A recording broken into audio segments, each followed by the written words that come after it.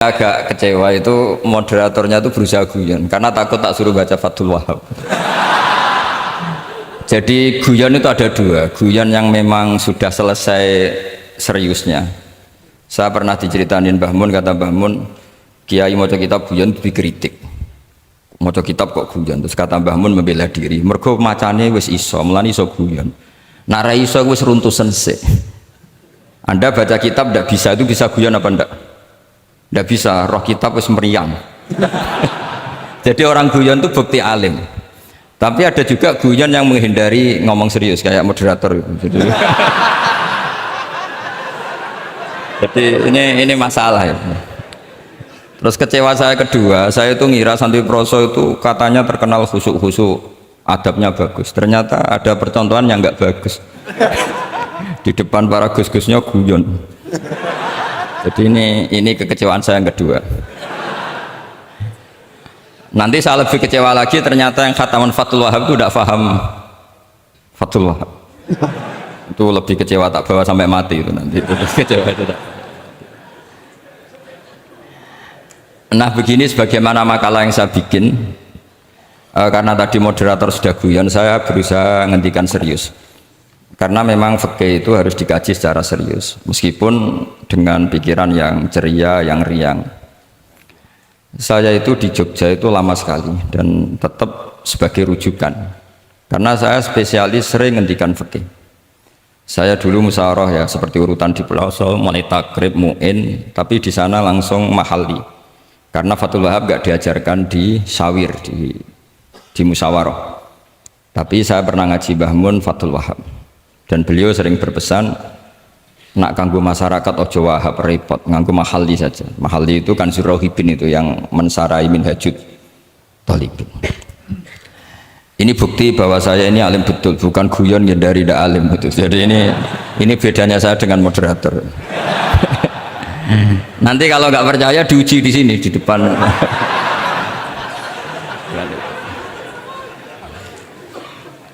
Saya ngaku alim itu bukan karena sombong, tapi keharusan. Karena begini ya, kalau kamu punya istri mau melahirkan, itu mesti nyari tulisan bidan.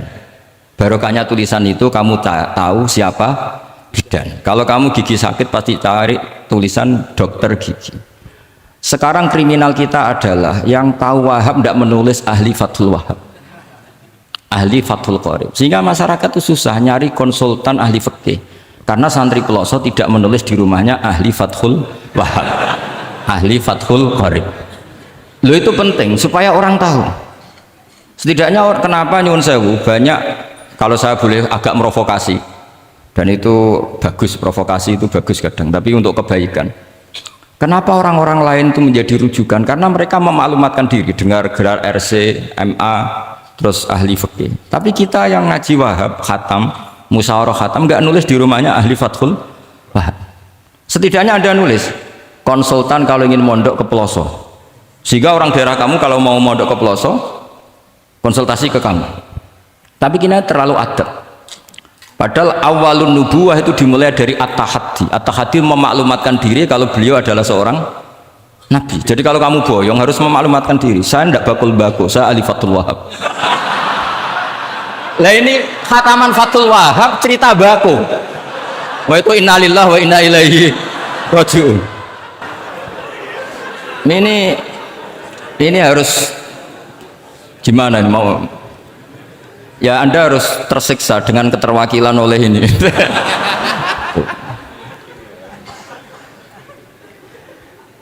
Saya ini baca kitab banyak sekali, termasuk kitab Ithaf. Ketika beliau mensarai Ihya itu cerita kitab yang saya baca fil fikhi itu dihitung mulai mazhab Syafi'i sampai Hanafi semuanya. Saya baca kitab tasawuf ini jadi memaklumatkan diri. Awal dari nubuwah itu memaklumatkan diri, sehingga orang gampang nyari. Kalau orang bisa nyari bidan, nyari dokter gigi karena tulisan, kenapa orang kesulitan nyari ahli Fathul Qorib? Kalau kamu ahli konflik tulis saja konsultan spesial cerai karena pengalaman pernah cerai, tulis saja. Kalau ahli jomblo tulis saja ahli perjodohan, supaya orang tahu keahlian kamu di mana. Saya di Jogja memaklumatkan diri, saya bisa baca Wahab, saya bisa baca Bukhari, saya bisa, bukan dalam konteks sombong, karena kebutuhan umat yang ingin tatap bu'u asari Rasulullah, mencari-cari asari Rasulullah itu terpenuhi, yaitu dengan ngaji orang yang ahli. Tunjukkan kalau baca kamu benar dan sebagai solusi umat ini punya problem banyak, dan kamu mengajar dengan manhaj yang jadi solusi, yang jadi solutif, yang bisa jadi jalan keluar. Tapi kita enggak, santri itu banyak keluar dari pondok, tapi karena miskin, sudah dari mbahnya bapaknya memang sudah miskin ya. Terus atas nama humul, atas nama ikhlas, terus sering menyembunyikan diri. Menyembunyikan diri, pura-pura ada alim, memang sebetulnya ada alim juga kadang itu. Akhirnya terus orang sampai nggak tahu kalau itu alumni pondok. Tapi ketika ada orang konsultasi sama pihak lain, mereka tersinggung karena kok nggak ke dia, mau ke dia gimana, nggak ada tulisannya, nggak ada potongannya, malah tadi cerita mbako segala itu kan apa ya. Nah, saya ingin kembali lagi, saya punya teks hadis yang riwayatnya seperti ini. Hadis itu misalnya dhaif, banyak aditnya, banyak penguatnya. Idza zuharatil bid'ah wal fitan, sebagian ada tambahan wasubba ashabi fal yudhiril alim ilmahu, orang alim harus menampakkan kealimannya. Wa illa fa'alaihi la'natullahi wal malaikati wan nasi ajmain. Justru kalau tidak memperlihatkan kealimannya dia kena laknat. Artinya yang sopan-sopan tidak memperlihatkan kefatul wahabannya, maka malah melihatkan kembakuannya. Itu jatahnya fa'alaihi la'natullahi wal malaikati wan nasi ajmain. Ya setuju ya? Oke. Ini pasti kena laknat. Coba betapa tersiksanya Syekh Zakaria Al-An tadi itu mulai ngomong tuh nggak pernah menyebut Syekh Zakaria Al-Ansori. Kayak apa tersiksa? Kitabku dikaji nyebut jenengku era gelem gitu. Padahal Syekh Zakaria Al-Ansori syarat menjadi orang alim seperti dari sekian tarjamah, istilahnya dalam bahasa Arab terbaru itu tarjamah itu Syekhul Islam Syekh Zakaria Al-Ansori. Itu saya pilih yang dari kitab Manhajus Sawi karanya Habib Zain bin Smith. Itu dari sekian manaqib yang saya baca di Sulaiman Al-Jamal, di mana-mana paling menarik itu syaratnya jadi orang alim itu dua, punya guru alim, punya murid alim. Karena Anda akan tersiksa, sangat-sangat tersiksa.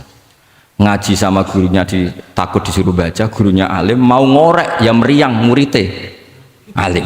Itu yang dialami Syekh Zakaria Al-Ansori, sehingga beliau ngendikan duqiqtu baina hajaroini, saya ini ditempa dua batu, cara Jawa digebek dua batu. Mau ngaji ya takut karena gurunya alim alamah, yaitu pengarang Fathul Bari Ibnu Hajar Al Asqalani. Mau mulang ya meriang, mergo di murid alim alamah jenis Ibnu Hajar Al Haytham. Berarti apa ngaji ya persiapan, apa mulang ya persiapan. Kayak apa susahnya jadi Syekh Zakaria Al-Ansori, mau ngaji setoran ya persiapan, mau ngajar persiapan. Makanya kata Mbah Mun, syarat utama ulama itu harus punya murid alim. Saya pernah didhawuhi Mbah Mun, aku mau gak di anak Gus Najib itu Gus Najib, saya juga izin jadi kiai. Karena syaratnya jadi kiai itu udah anak alim di murid alim. Izin gak jadi kiai ras sukses juga tak perlu. Makanya saya ketika kecelok alim itu senangnya bukan main beliau, karena terpenuhi status tadi. Nah ini kalau khataman Fathul Wahab terus bakas bako ini, ini roh Kiai Jazuli tersiksa ini gimana? Ini gimana ini sini? Kalau ukurannya kan gampang, moderator kan dipilih yang paling baik, tidaknya ngomongnya lah. Kalau tidak ilmunya ya ngomongnya. Terus Anda terwakili oleh orang yang nggak jelas. Nggak, saya gojlok ini tidak dosa, karena kalau betul saya ini dosa karena ngerasani orang, berarti jadi kafaroh dosanya dia. Soal saya kan amalnya sudah banyak, aman. Aman, jadi nanti. Jadi kalau jatah hasanah saya harus diminta dia, tak kasih aja. Gampang. Masih surplus banyak. Ya masih surplus, masih banyak. Kan orang itu kalau baca Quran satu huruf itu dapat 10 kebaikan. Saya ini hafal Quran, sudah gak terhitung itu sudah. Itu untuk kamu tak saati satu huruf cukup nanti kalau nanti nuntut di akhirat itu tak kasih satu huruf itu cukup. Ya nggak apa-apa, nanti silahkan nuntut nanti di apa akhirat. Tapi kamu lebih saya tuntut. Kamu itu siapa kok nyuruh saya di sini gitu. Dosanya lebih besar lagi itu. Saya teruskan ya, saya cerita yang serius. Syarat jadi orang alim itu punya guru alim, punya murid alim. Karena sebagian dari ilmu itu bukan ditempa guru tapi ditempa murid. Imam Fathul Bari, Sahibu Fathul Bari, yaitu Syekh Ibnu Hajar Al-Asqalani, itu beliau sangat mencintai Nabi Musa justru karena dengan tanda kutip protesnya. Jadi ketika Nabi Musa diajari Nabi Khidir dari awal sudah ngendikan innaka inni ala ilmin, atau innaka dulu ya gak apa-apa, dibalik-balik gak apa-apa karena semua kitab kadang riwayat fil makna. Innaka ala ilmin allamaka wah malam a'lamhu wa inni ala ilmin allamanillah malam ta'lamhu. Kira-kira terjemahan bebasnya, kamu punya ilmu yang diajari Allah saya tidak tahu, saya punya ilmu yang diajari Allah kamu tidak tahu, maka innaka lan tastatya ma yasabra, kamu tidak mungkin bisa menyabari saya, bisa memaklumi saya. Tapi kata Nabi Musa, tidak, saya harus belajar sama anda. Oke, silahkan belajar tapi jangan tanya. Pertanyaannya itu jangan tanya, fala tas'alni, kamu nggak boleh tanya. Kalau kamu ingin jadi murid yang baik nanti jangan tanya, itu dosa. Ya dengarkan saja. Nah, tapi Nabi Musa tetap tanya. Ketika ada kejanggalan secara syariah, Nabi Musa tetap tanya.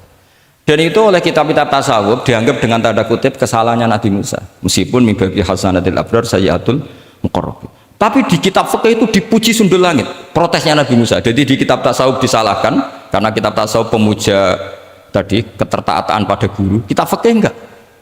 Ini bukti adallud dalil bahwa Musa itu orang pilihannya Allah. Dia tidak sabar, beliau tidak sabar kalau melihat kemungkaran.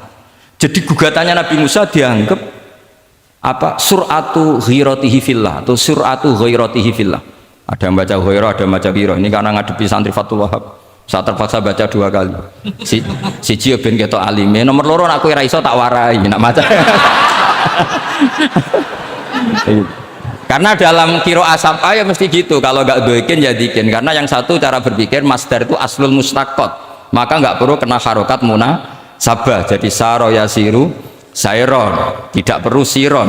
Faza yafuzu fauzan, tidak perlu fuzan karena master aslu mustaqot, jadi tidak perlu kompromi dengan harokatul munasabah. Tapi orang Arab tetap bilang dikul maisha, apa? Tetap bilang dikul maisha. Tapi qiraah kita fala takufi doiqin, bukan pakai apa? Dikin. Ya, makanya kemungkinannya 2. Saya baca 2 kali ben ketok alimnya. Karena saya ini menghormati sampean, mosok ngundang wong ra alim kan sini-sini wong. Nomor 2 anakku era iso tak warai kalau bacanya itu 2. Jadi andai kan saya ngajar di pondok pelosok, saya baca mesti 2 kali. Wayah sibu zaidun kada, wayah sabu zaidun kada. Karena dalam qiraat sab'ah ada yang baca yahsibu, qiraat kita baca yahsabu. Tapi guru-guru kita kalau ngajar fikih itu bacanya yahsibu. Tapi kalau baca Quran yahsabu. Ya kan Quran kita kan ayahsabu Allah yaqdiru alaihi ahad, bukan dibaca ayahsibu. Saya teruskan. Jadi syarat jadi orang alim itu harus punya guru alim dan murid alim. Imam Fathul Bari ketika menganalisis Nabi Musa itu beliau memuja Nabi Musa. Ini bukti ghirahnya Nabi Musa yang luar biasa. Beliau paling tersinggung kalau untuk hikat hurumatullah. Orang sudah ditolong kok gak matur nuwun malah merusak perahunya. Jadi itu secara syariat itu mungkar. Kalau mungkar ya harus diprotes. Artinya itu sifatu madkhin, protesnya Nabi Musa itu sifatu madkhin, bukan sifatu dhammin. Itu Ibnu Hajar Al-Asqalani, gurunya Syekh Zakaria Ansari. Ketika orang tasawuf nganggep yang dilakukan Musa itu agak-agak mazmum karena protes sama guru. Pertanyaan saya ke anak-anak Fathul Wahab, kamu milih siapa? Milih partainya Ibnu Hajar Al-Asqalani apa milih partainya orang tasawuf? Selama ini roh potongannya sampean milih yang tasawuf. Karena sampean dengan ilmu pas-pasan ini nggak suka kalau ada murid tanya. Mboten ngaku mawon. Tapi karena tadi logika syariatnya kata Ibnu Hajar Al-Asqalani, Musa itu kalimullah termasuk ulul azmi, sementara Khidir hanya seorang nabi. Apa yang dilakukan Musa tentu lebih keren karena beliau seorang nabi dan rasul. Jadi jangan kira terus di situ merupakan mangkobah, satu derajat yang luar biasa bagi Nabi Khidir mengalahkan Musa, itu enggak. Tapi ini juga mangkobah bagi Musa, betapa tidak sabarnya beliau ketika untuk hikat hurumatullah. Dan itu Ibnu Hajar Al-Asqalani dalam bingkai itu. Jadi beliau itu sangat ringan sekali. Artinya gini, kita bahas Zakaria Al-Ansori nggak bisa tanpa bakas gurunya, yaitu Ibnu Hajar Al-Asqalani. Nanti saya bakas muridnya. Lah yang mulai bakas muridnya itu kamu harus siap-siap. Karena kiai-kiai di pelosok itu alim alama. Masalahnya nanti pasti di muridnya. Saya Zakaria Al-Ansori aman karena punya murid Ibnu Hajar Al-Haytami. Ibnu Hajar Al-Haytami aman karena punya murid Zainuddin Al-Mali Bari yang ngarang mulai jenengan ini. Jadi masalah bukan pada gurunya, tapi pada siapa? Muridnya. Terus Ibnu Hajar Al-Asqalani itu orang yang luar biasa. Saya pengagum beliau karena saya kalau baca Bukhari pakai pertolongan sarah beliau yaitu Fathul Bari. Itu beliau kalau protes, sukanya memang protes. Beliau itu nakot itu ahli kritik, ahli protes. Beliau termasuk sering kritik Imam Nawawi, kritik orang-orang sebelumnya, tapi ya dalam konteks kebaikan. Imam Nawawi itu punya sarah namanya Syarh Muslim Lin Nawawi. Terus beliau punya kitab fikih Minhajut Thalibin yang disadur oleh Syekh Zakaria dari Manhajut Thullab. Yang satu pakai Minhajut Thalibin jamak mudzakkar salim, yang satu pakai Manhajut Thullab pakai jamak taksir. Kitab Minhajut Thalibin sendiri dari kitab Muharrar karangannya Imam Rafi'i, terpaut sekitar 3 orang sampai ke Imam Rafi'i dari Imam Nawawi. Imam Rafi'i ngarang itu dari Al-Wasid, Al-Basid, dan Al-Wajiz, karangan Imam Ghazali. Dan itu saya punya. Kitab indukannya Imam Ghazali, Nihayatul Matlab fi Dirayatil Mazhab, saya juga punya, karangannya Imam siapa? Haromen. Terus sampai Mukhtasarul Muzani. Saya tadi sempat bawa kitab Mukhtasarul Muzani. Bareng ngerti ini kok jadi pengajian umum lemes ya, waduh. Mau nyalahkan Gus Kausar Mbah nggak berani. Tapi saya tadi matur sama Gus Kevin, Gus ini kok jadi pengajian umum, nggak tahu.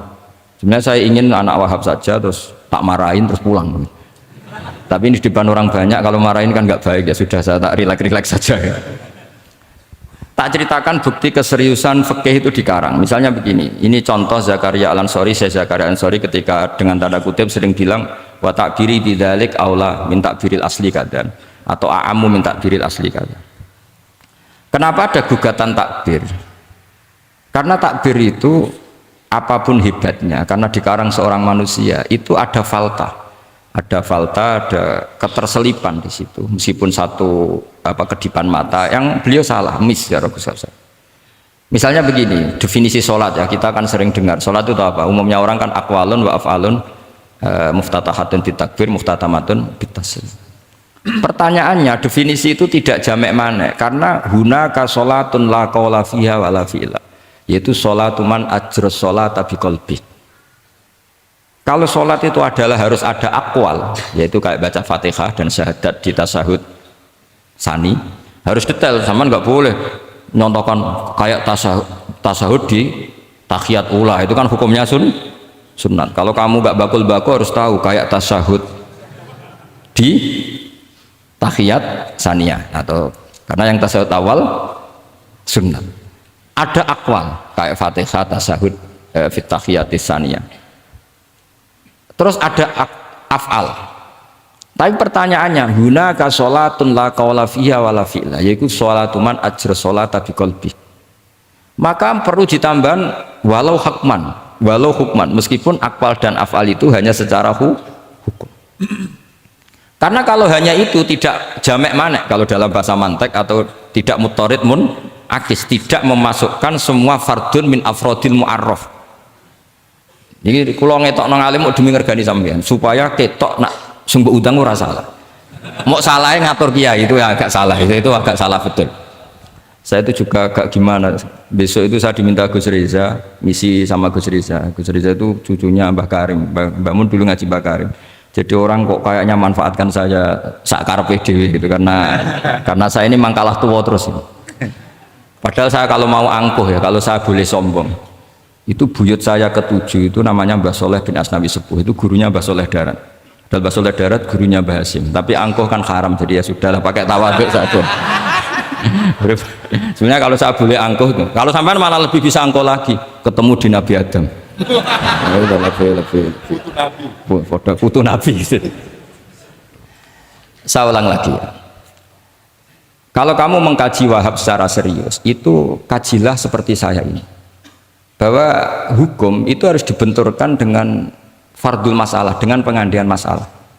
Misalnya begini, kalau ada hewan ketabrak truk jago, Tentu kita diskusi hanya ayam jago, karena kalau ayam kecil kan gak eman, kelepek-kelepek meh mati. Cara pikirannya sampean ini yang anak-anak Fathul Wahab itu boleh disembelih apa enggak? Tanpa disembelih pun pasti 1 menit lagi mati atau setengah menit lagi mati. Karena dia kejat-kejat hanya prosedur kematian, memang syaratnya harus kejat-kejat. Tapi kan dia sudah tidak punya hayatun mustaqirrah. Kalau kamu pas musyawarah Fathul Wahab itu disembelih halal apa haram? Tidak, sampean jawab saja, enggak usah sungkan, enggak usah jawab aja. Nah, ini ada Gus Makmur, ada Gus Wahid. Halal apa haram? Cara pikirannya Syekh Zakaria Al-Ansori, bajuri itu haram karena dia tidak punya hayatun mustaqirrah. Oke, haram. Karena yang dikatakan penyembelian adalah menghilangkan nyawa karena penyembelian, sementara ini tanpa disembelih sudah mati. Tapi pertanyaannya gini, tapi nanti kalau disisir dari bab tabdzir, masa kewan jago larang mubadzir? Maka menurut mazhab Imam Malik, pokoknya keceluk di nyawa, angger keceluk di nyawa disembelih ya halal karena jenenge nyembelih hewan yang masih hidup, senajan tau wis kecet. Kamu milih mazhab Maliki apa Syafi'i? Ini ayam jago loh, bukan ayam kecil. Karena kalau yang kecil kan ikhlas. Itu kan seperti kepiting, banyak kiai ngaramkan kepiting. Yang keberatan banyak karena kepiting besar. Tapi ketika yuyu diharamkan nggak apa-apa, kecil saja. Padahal ilatul hukmi sama. Kira-kira kepiting sama yuyu, tahu sama yuyu? Itu kehidupannya sama enggak? Gaya hidupnya sama apa enggak? Sama. Tapi ketika kepiting itu ada perdebatan. Yang setuju halal banyak karena iman rasanya. Tapi ketika yuyu dikatakan haram, ada enggak yang protes? Enggak ada. Ikhlas semua kayaknya. Ini ahli fikih apa ahli nafsu gitu.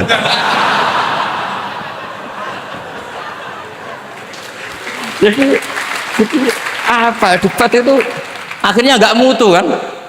Coba kehidupannya kepiting sama yuyu itu sama apa enggak? Sama. Kenapa kepiting mukhtalaf alaih kalau yang yuyu hampir semua kiai meyakini haram? Kenapa? Sama. Saya itu pernah betul ngalamin, saya mau pas jalan-jalan sama putri saya, ada ayam jago ditabrak truk gitu. Sudah kecet-kecet, tanya orangnya, Gus ini halal enggak? Saya bilang untuk kamu halal. Lama-lama orangnya penasaran, kok untuk kamu, untuk hukum kok ada untuk kamu, untuk akhirnya tanya, gak Gus mestine iku piye? Kon tak haramno ya ora siap, wong kon iman nggih Gus bener. Ya misale cara jenengan. Aku kiai kurang pegawean tapi ya mangan pitik kejet-kejet. Tapi ini logika ya, logika yang dibangun fikih. Fikih itu kalau bangun kaidahnya gampang. Fikih itu gampang sekali karena sesuai fitrah manusia. Misalnya fikih itu kadang saya baca tuh ya tertawa. Coba orang wajib mandi karena keluar mani. Ya sudah keluar mandi wajib mandi. Sebetulnya keluar anak itu tidak ada hadisnya, nggak ada dalilnya. Tapi wajib mandi orang nifas itu karena mengeluarkan anak. Itu orang-orang fikih yang masih asli itu kalau bilang ya li anal walada maniun munakidun. Ya kadang-kadang sembrono. Ya enteng saja. Mbah jenengan tak nonton tenan kok ngendikan gitu. Li anal walada maniun munakidun. Jadi sampean itu ya maniun munakidun. Jadi khurujul mani itu ya punya far'ul hukmi yaitu khurujul walad, sama-sama yujibul husla karena sama-sama apa? Maniun batin mbah tak nut-nut tenan kok terus ini ajak guyon apa piye gitu. Dan ulama itu memang rileks. Ketika Syekh Zakaria Al-Ansori membela mazhab Syafi'i yaitu dalam konteks tahur, kita tahu kan kalau ghafir itu mengampuni, kalau sering mengampuni disebut ghafur. Syakir orang yang terima kasih, kalau sering syukur disebut syakur. Sehingga rata-rata sifatnya Allah itu ikut sifat mubalaghah, wahhab, faul ya. Ya kan itu aturannya gitu kan, fa'alun aw mif'alun aw fa'ulu fi kasratin an fa'ilin badil. Nah, logikanya kalau wa anzalna minas sama ima'an tahura, artinya kalau nak maknani gini, wa anzalna lan nurono ingsun Allah minas sama isanging langit, nurono ma'an ing banyu tahuron kang iso nyucikno bolak-balik. Karena faul adalah untuk lil kasroh atau lil mubah, harusnya nggak ada mustakmal. Maka saya sering kadang balelo nggak ada mustakmalan karena wazannya faulan tohuron. Tapi Imam Zakaria Al-Ansori, Zakaria Al-Ansori bela-bela madzhab Syafi'i, kata beliau ya'ti faul bima'nal alat, kayak sahur lima yutas saharubi. Tapi ya agak-agak takalluf, agak-agak apa? Termasuk takalufnya lagi Syekh Zakaria Al-Ansori, atau faul bima'na takrir atau mubalaghah fi udwin wahid. Di sini biasanya baca udwin apa udwin enggak tahu saya, pokoknya bacanya 2 kali enggak apa-apa. Umumnya apa? Udwin ya. Ya sudahlah, ikut partai sampean saja. Saya ini agak grogi, saya pakai madzhab peloso harus ikut guru apa madzhab sarang yang enggak harus ikut tapi akhirnya salah, enggak tahu saya, karena kata Mbah Mun gitu kalau membela diri. Nak ngaji ning peloso Lirboyo murid kudu maknani. Ya apik ben murid roh makna. Tapi nak sarang gak oleh dimaknani. Kesarang ketika dinyek al ilmu sayyidun wal kitabatu qaiduhu qayyid apa suyudaka fil hibalil wasiqa, kata beliau. Iya tapi nak naline kakean ya mati padha wae. Itu karena itu tadi itu guyonan ya, guyonan manhaj. Ini sudah saya sama ini koalisi yang baik, karena saya punya madzhab sarang, sama punya madzhab peloso, harus sama-sama konsisten dengan madzhab masing. Nanti di mahsyar nanti kita ketemu siapa yang ahli Fathul Wahab, siapa yang ahli Bako.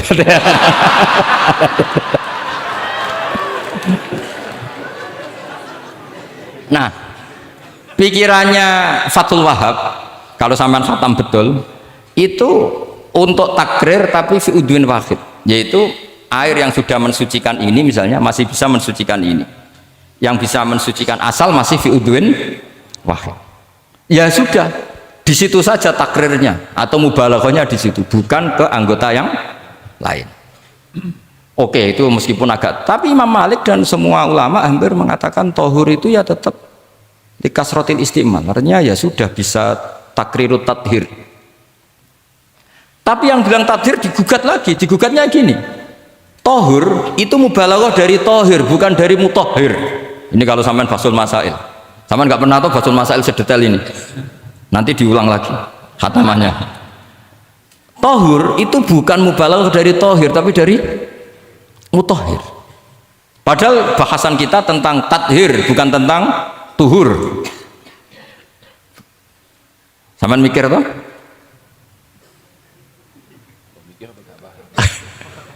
Nggak usah dijawab apa diterangkan? Apa ngaji lagi aja, nggak usah boyong dulu.